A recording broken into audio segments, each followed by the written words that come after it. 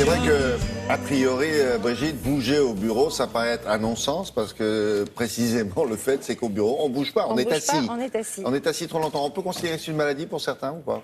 Alors effectivement, on s'est rendu compte que, outre le fait d'être sédentaire, de ne pas faire de sport, ça on le sait, hein, c'est un facteur de maladie chronique, mais même si on fait du sport le week-end et parfois le soir, mais qu'on reste assis très longtemps pendant la journée, c'est un facteur de risque de maladie à part entière et les Américains parlent de sitting disease, c'est-à-dire ces maladies qui sont dues vraiment au fait de rester assis. Et une étude américaine a même montré récemment qu'une personne qui reste assise plus de 6 heures par jour voit sa mortalité augmenter de 20% par rapport à une personne qui reste assise seulement 3 heures par jour. D'où l'importance de bouger effectivement au bureau. Et une neurobiologiste, étude à l'appui, a monté une association, Loi 1901, association dans laquelle elle a fondé un site internet. Elle montre sur son site comment bouger au bureau, des mouvements tout à fait particuliers. Comme vous l'avez dit, on n'a pas besoin de se changer, de mettre un survêtement, de mettre des baskets, de transpirer au bureau.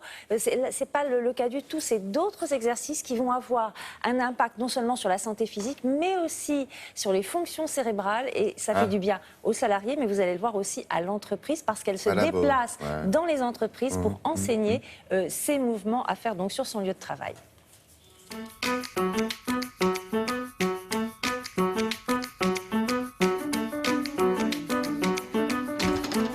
Les exercices qu'on préconise aujourd'hui pour faire sur le lieu de travail sont basés sur des mouvements complexes. Parce que la science nous montre aujourd'hui que, en fait, tout ce qu'on a cru jusqu'à présent sur le besoin de faire de l'exercice intensif pour faire du bien, c'est faux. 5 minutes d'exercice intelligent par jour peut faire une différence. Donc, les mouvements sont conçus pour faire travailler l'équilibre, la coordination et pour faire travailler le cerveau avec tous les apports sensoriels qu'on peut apporter. Bonjour.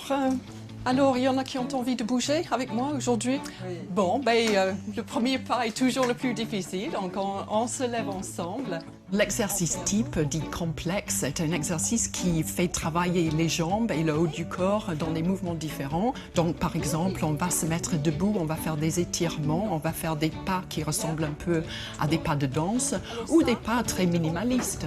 On peut les faire devant la photocopieuse, dans un couloir, en attendant le café. On peut même faire des petits concours avec ses collègues.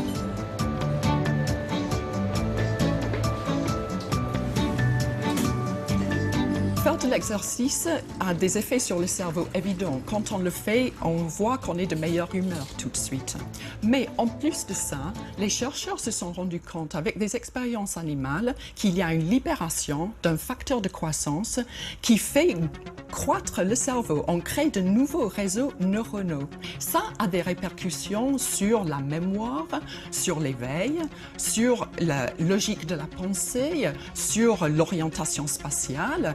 On devient quelqu'un de plus performant en faisant ce genre d'exercice. Effectivement, une personne qui est bien dans son corps et dans sa tête va avoir une meilleure productivité au travail et va être plus contributive à une amélioration de l'ambiance générale dans l'entreprise, qui là aussi concourt à améliorer les conditions de travail. Pour être vraiment efficace, les chercheurs disent qu'il faut idéalement se lever toutes les heures pour bouger 2 minutes. Mais il y a beaucoup d'études qui montrent que de bouger 5 minutes dans la journée fait déjà une différence. Il y a une seule limite à ces exercices au bureau, c'est la peur du ridicule.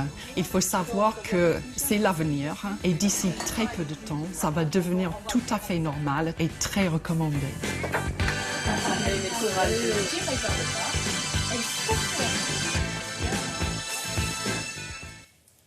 Oui, à condition que tout le monde soit d'accord, évidemment.